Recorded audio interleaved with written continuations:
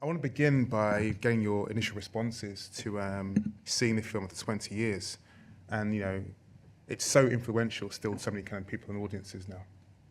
Claire. Yeah, it's funny because not that long ago, probably about 2 months ago, like a young boy said to me, excuse me. He said, you're the mum in Bullet Boy. And, like you get older and it's a long time ago and it's not like it's not out there. I feel like it might be on a streaming platform somewhere. But, yeah, people loved it. They loved it when it came out and they still love it. So it's really great because it's got such a good message, I think. Yeah, amazing film. Changed my life, to be honest. I was just talking about that outside, just like, it was at a time when I didn't even realize being an actor was like a viable sort of career.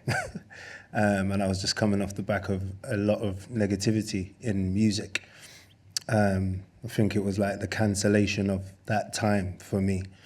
So to do this film, to be asked to do this film, to work with like other amazing actors, to be a part of this process and then for it to come out and be so great, touched me. It's interesting you mentioned that about that period of time because, we were here on stage together last year for Storm Damage, which is an amazing film you're in. And, after being in that film and then your time with So Solid Crew, in the lead up to Bullet Boy, did you still harbour ambitions post Storm Damage to still be acting? It's difficult to say because I didn't really I enjoyed it, right? But I didn't really know what I was doing. I didn't understand what acting was as a craft. And I was playing parts of myself in shows that I was in. So, thinking about it as a career, as I want to get back into it and stuff like that, it wasn't really where my head was at. And I was kind of forced into making Bullet Boy. And it was a tough time filming it. It wasn't easy. I mean, definitely wasn't easy for me. So, to see it do what it did and for it to have lasted the test of time and kind of still stand up on a screen. Unfortunately, I mean, a lot of the themes in this film, still resonate with what's going on in society today, which is crazy. We should have moved on, but I guess that's why it's still so important. Yeah, I mean, it's an amazing point because, the character Bev is such an important, I guess, moral point between Ricky and Wisdom. I mean, what attracted you to that particular role, given what was happening in London at the time with those issues that she mentioned? Well, I mean, when I was growing up under Thatcher, every day in the papers, it was single parents. They were so down on single parents. Single parents, always black single parents, teenage single parents. It was all that. We were like the scourge of society. But most of the young women that I knew who were single parents, who had kids of, primary school and secondary school age, were working. They was all working. No one was claiming benefits, child benefit. Everybody I knew was working 1-2 jobs. So then I'd look in the papers and what I saw did not represent what I knew. So to take that role where you can see she's working, what struck me watching it just now is all the love between the brothers, There's so much love in that film, in the family, and we need to see black families represented like that on screen because that's the truth, that's what's out there. It's not it's all broken families and it's all just terrible.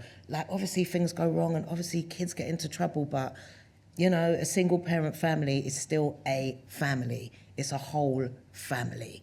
And that's what attracted me to the role. Given what you mentioned, actually, about your own context at the time, what attracted you to the role in particular, given, your experiences, given the shooting of the film, but also its circulation and its themes as well? Can I be honest? Yeah, please. Saul Dibb. I didn't want to do the film. Why? Because it was too close to home. It was too close to home. I remember reading the script and I was like, this is just me on the page. It's exactly what I was going through. I'd just come out of prison. I wanted to change my life. I didn't want to be around the same friends anymore. It was just felt too righteous. It just felt too close to home. And Saul met me somewhere, can't remember where, maybe at my manager's office at the time. And he was like, well, I don't know how I'm going to make the film then, because I wrote it with you in mind. And I don't know, maybe there was a kernel of kind of hope that came into my mind that, you know, maybe this could be a stepping stone for me to something else. And I just liked him. You know, I liked him. So I think one thing you can see in this film is how he's always tried to knuckle down to the truth. You know, and that meant, I mean, a lot of the time that meant kind of us. A lot of the scenes we improvised, right? Yeah, I think it was nearly all improvised because the script was just what happened in the scene, mostly, with hardly any dialogue. Yeah, but we spent, didn't we spend about 4 weeks, I think, before we was filming. I remember spending quite a lot of time doing improvisations. What, like rehearsal? as a family. Yeah, it was like rehearsal, but Yeah. it was all improv, wasn't it? Yeah, it's kind of getting that family feel. And you two as brothers, jokes. I mean, you talk about the improv and the family. Watching it again now, watch it many, many times in my line of work, what has always been the most dramatic scene for me and so emotional is, you know, the scene where the police raid the house. And it captures, you know, all the, again, the raw emotions of the impact of gun crime upon families and not individuals. Now, was that scene improvised? How did you approach that scene, given what it represented about the themes of the film? It was improvised. It was Wow. hectic. That's why it looks hectic. Because it was hectic. We're just like, oh, just go in there, lie down, you're asleep. Then they come in. Everyone's been briefed to do their part. So everyone just follows their brief. They came in to arrest us. You just act like you would act if it was your house and your kids. Yeah, exactly that. Exactly that. It was set up to be like a surprise, even for us as actors. I can't even remember if they were real, like they had any experience as like they were ex-police officers. Yeah, or I don't anything. know. I think they may have been, but it felt very real and intense. There's a lot going on. And upsetting. Yeah. Yeah, it captures that. I mean, did you think at the time, given your profile, what you experienced, how you were being circulated, you know, in the media at the time, that the film would have the impact that it's had? No, not necessarily, but I always believe that when you're doing something that is good and is powerful, you can feel it when you're doing it. I definitely felt that. You know, we definitely felt like a family, the times that we needed to feel like a family. You know, I definitely felt that relationship that I had with Leon, who played Wisdom, was a genuine, you know, relationship. So all of the right ingredients were there, you know, for it to feel the way it was meant to. You know, on some levels, I do often look back, like, you know, I've talked about this, making this film many times, and it was hard for me. There was a lot of stuff going on behind the scenes that made it so difficult for me to shoot this film, but... What, physically shoot the film, being on set? Being on set, yeah, it was, you know, there was death threats, all sorts of stuff that was going on. The BBC was like, you know, film was nearly getting shut down and I couldn't come to work and wearing bulletproof vests in certain scenes and stuff like that. It was like... No names on the call sheets. Yeah. In case someone got hold of the call sheet and knew where we were. It was a nightmare. It was tough to shoot. You know, I woke up most mornings feeling like, do I want to do this? But saying all that, it's not all bad, doom and gloom.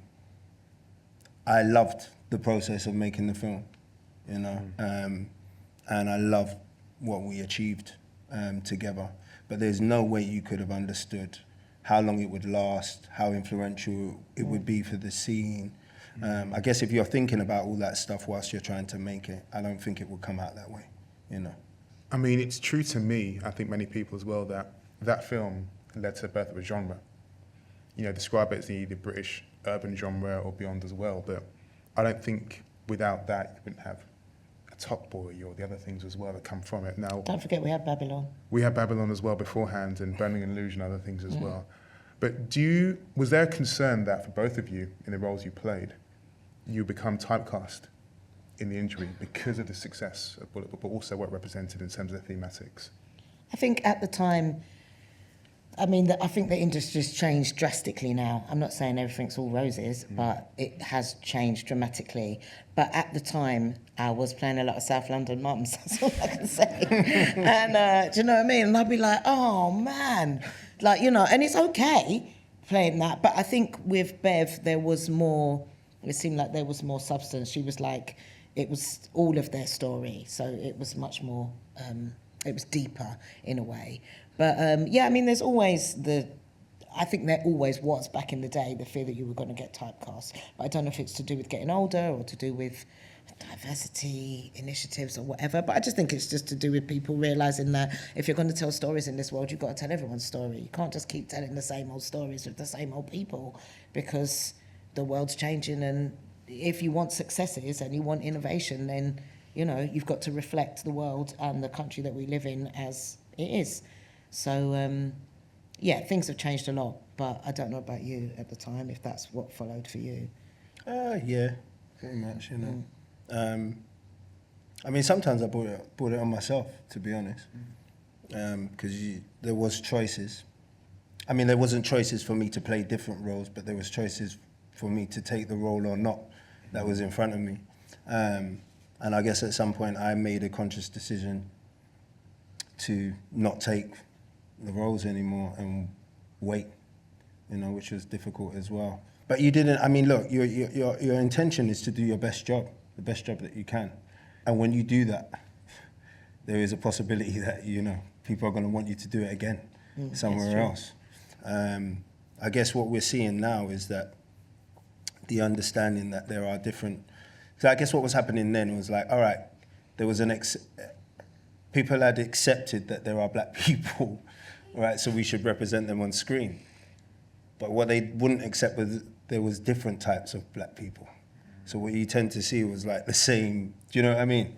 I think now we're moving into a space where, you know, different types of black people, if you want to say it in that way, are accepted on screen as well. I guess like Claire said, it's just about representing our society as it is now. On that point, you know, how do you think Bullet Boy has impacted you as an actor, but also a director, with that correct representation in mind as well?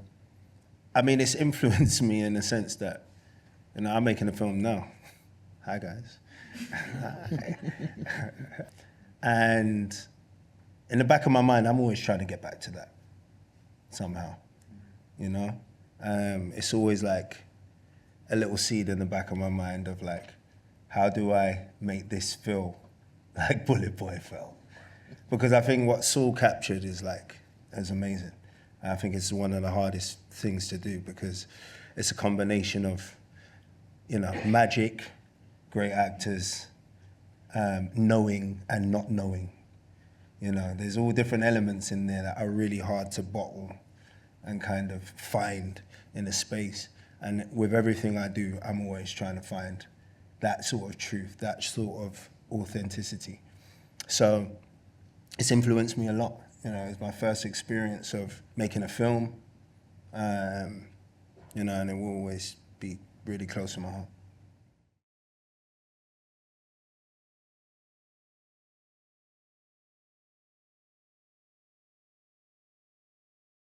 I feel like it's not its job, but drama is like, it comes from real life.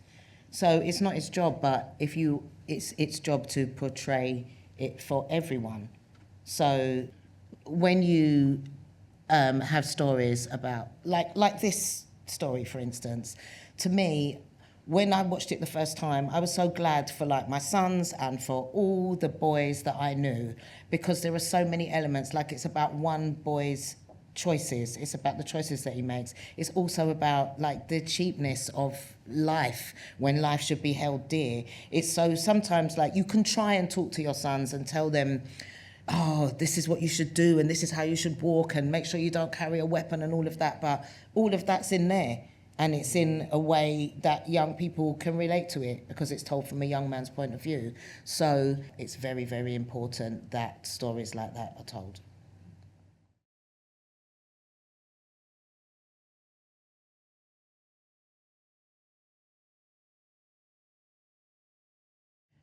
Well, my eldest son is sitting right there, and I think they're the same age. So it's like it's important. I mean, often in acting, you take parts of yourself in order to facilitate a character, unless you're, you know what I mean, playing an alien or something. But even then, it's, you know, like the emotions and stuff, the way you relate to another person. You're not necessarily thinking, oh, this is how I relate to my son, but you've got that experience within you. So. And also, just the situation that they're both in. So when you're acting, like, you start where your character is. So she's there, she's waiting for him to come out of jail. Immediately, her life is filled with worry and stress. And she's trying not to show that worry and stress. She's trying to just love her kids. So that's really important that was there. And we all got on that summer. It was quite fun doing the improvisations and stuff. So I think that shows in the film.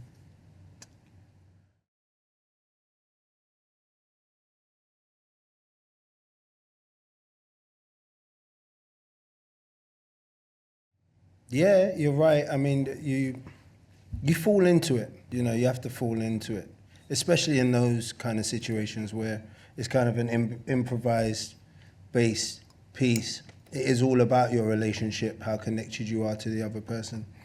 So we spent a lot of time together before, and I don't know, there's something about me, like, because I've been in this situation many a times with like loads of other shows and stuff that I've done. Like, I am the big brother guy. Like, even if I'm not filming with someone, like, I like to take people under my wing and, do you know what I mean, give advice where I can. So yeah, that just kind of naturally happened. But like Claire said, we spent a lot of time kind of just honing the relationship without words, without any of that stuff. So when it came to kind of filming, we could all be quite natural around each other and easy. So I feel like you see that on screen. And that's down to Saul again. That was his idea, you know, that's how we should proceed before we filmed the film and stuff. So yeah, he facilitated all that. So it's good. And Luke, I haven't seen him for the longest time. I did see his mum, but like, it's funny to think that they're like 20. They must be nearly 30 now, them two. Yeah. So it's mad to think that. And Rio. Yeah. Nice kids though. Yeah. One question that I did have in addition was, when the film came out, I remember vividly there being a lot of kind of hubbub around the film.